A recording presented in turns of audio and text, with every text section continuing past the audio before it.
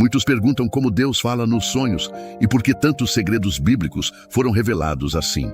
Na Bíblia, isso nunca foi raro. Deus usou sonhos para alertar reis, preparar servos e mudar destinos. Quem entende como Deus revela segredos nos sonhos, passa a olhar cada noite como um convite do céu.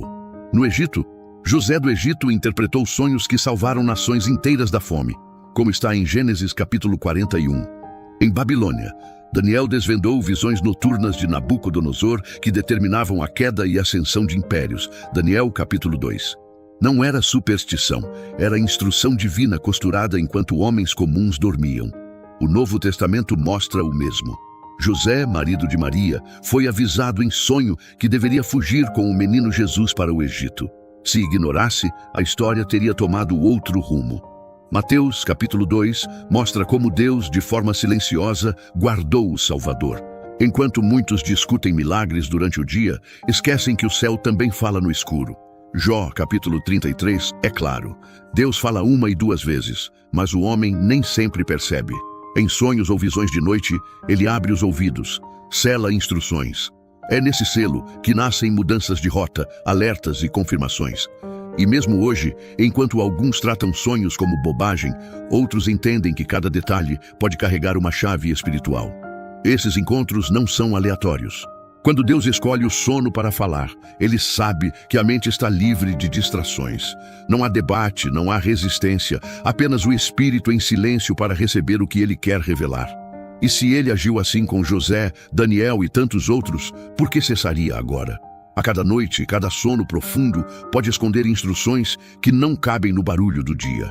Segredos que não vêm com gritos, mas com imagens, símbolos e vozes brandas. A Bíblia não trata isso como superstição, mas como parte de uma comunicação entre o eterno e o transitório.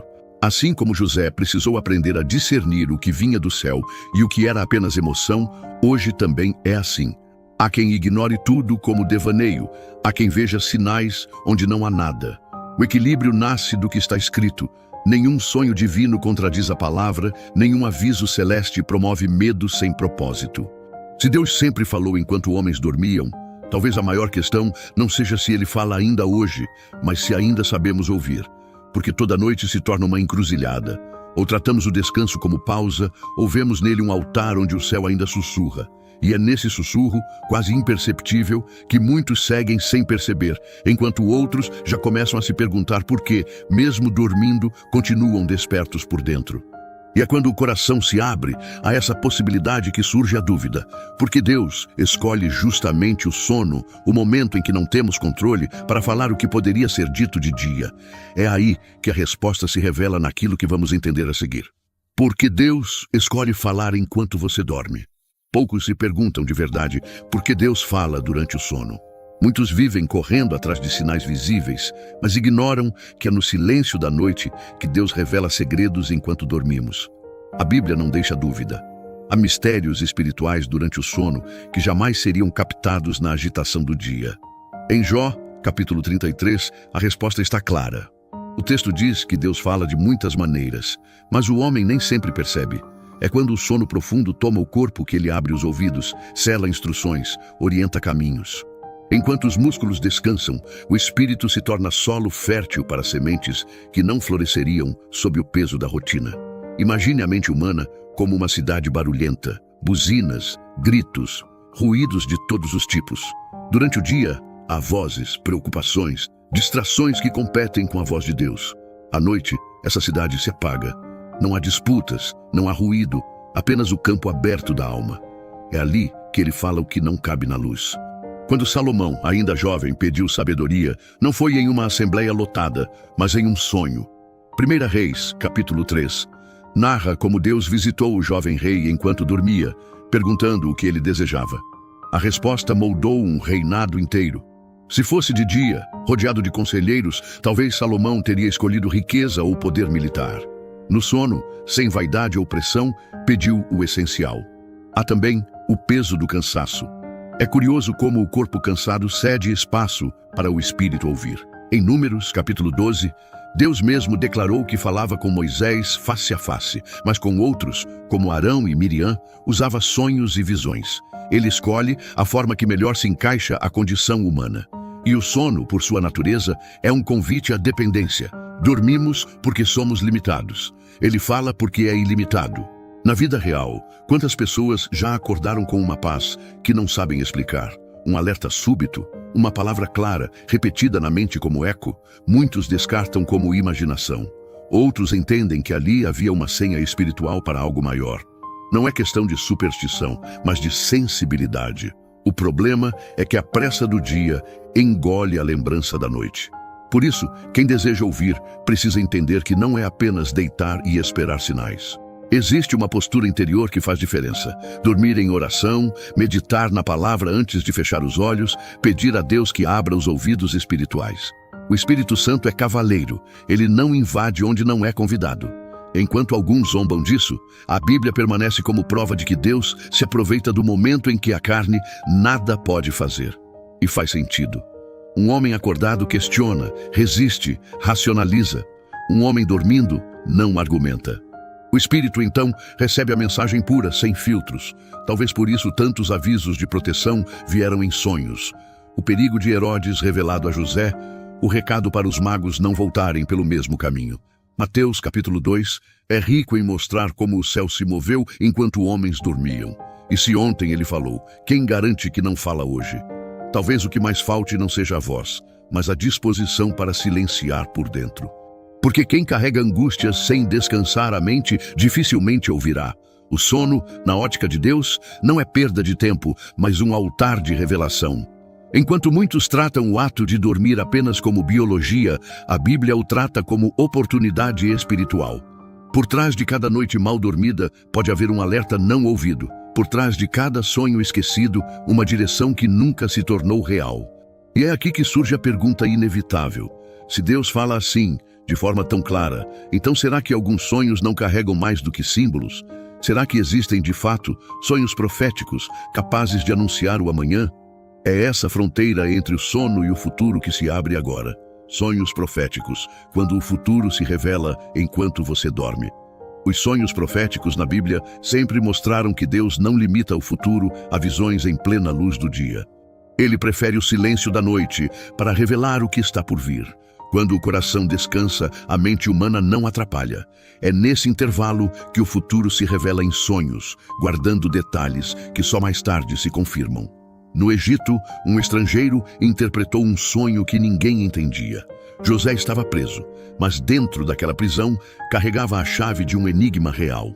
Gênesis capítulo 41 mostra Faraó perturbado por imagens de vacas gordas devoradas por vacas magras, espigas saudáveis consumidas por espigas mirradas.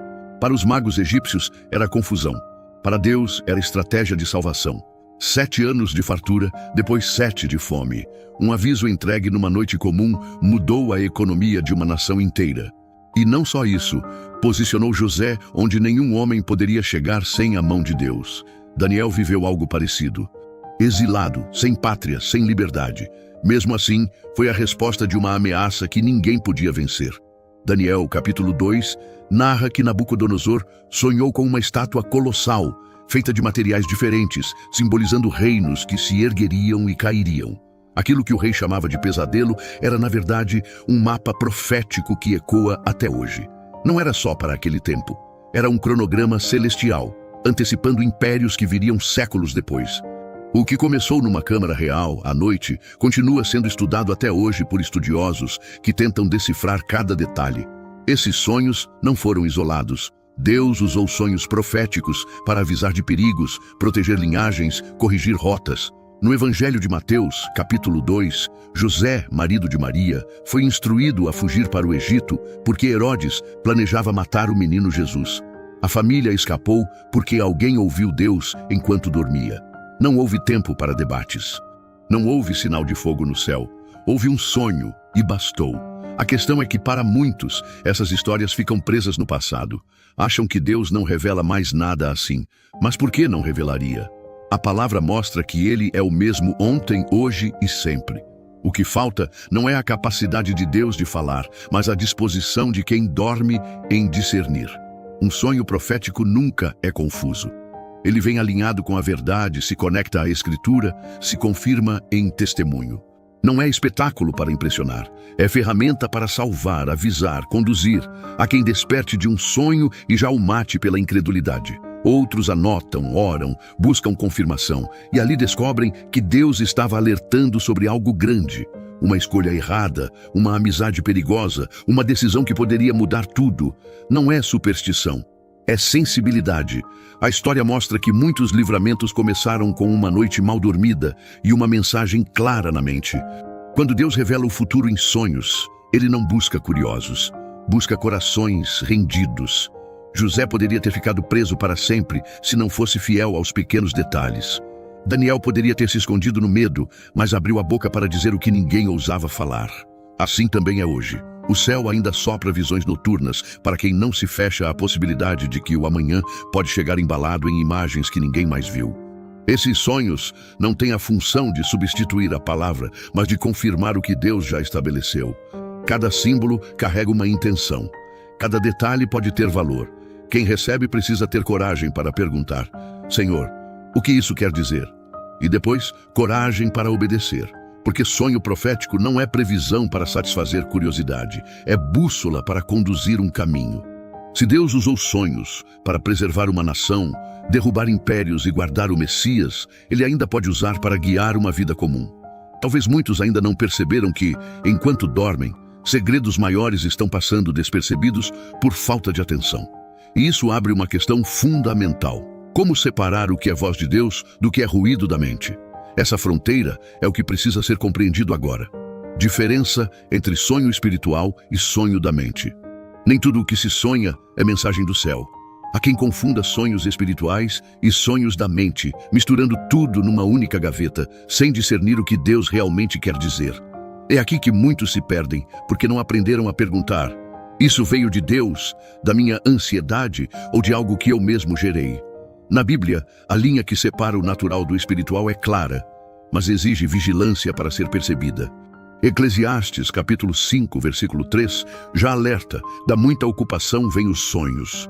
Nem toda imagem noturna é profética. Às vezes, é apenas a mente processando as conversas do dia, as preocupações, os medos escondidos. É como se a alma tentasse resolver no silêncio o que não se resolveu em voz alta. A ciência confirma, o cérebro organiza memórias enquanto dorme. Mas quando Deus fala, não é confuso, não é repetição de ruído, é sinal limpo, coerente, alinhado com a palavra. Quem lê Daniel vê um exemplo de discernimento. Nabucodonosor teve sonhos perturbadores.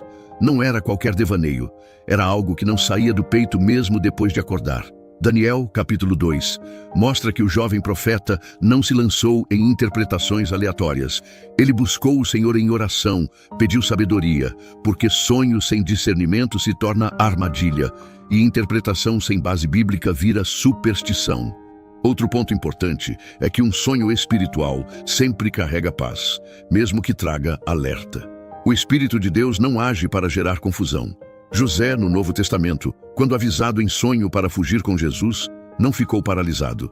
Recebeu instrução e força para agir. É assim que funciona. Deus alerta, confirma, orienta.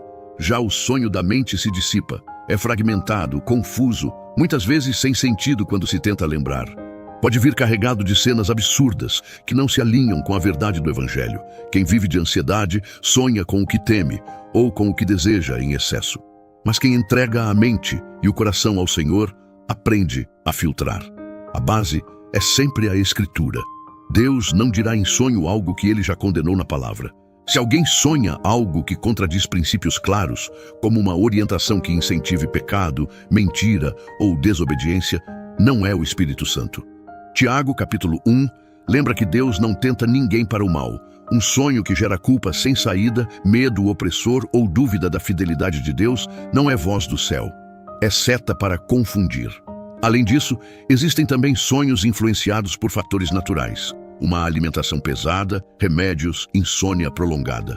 Tudo isso mexe com o corpo e, consequentemente, com o que a mente projeta. Não se pode demonizar cada detalhe. O equilíbrio está em avaliar tudo à luz da palavra e em oração. Paulo, em 1 Tessalonicenses, capítulo 5, instrui: examinai tudo, retende o bem, Isso vale para visões, profecias e também para sonhos. Quem quer aprender a discernir precisa de rotina espiritual, anotar sonhos, orar pedindo.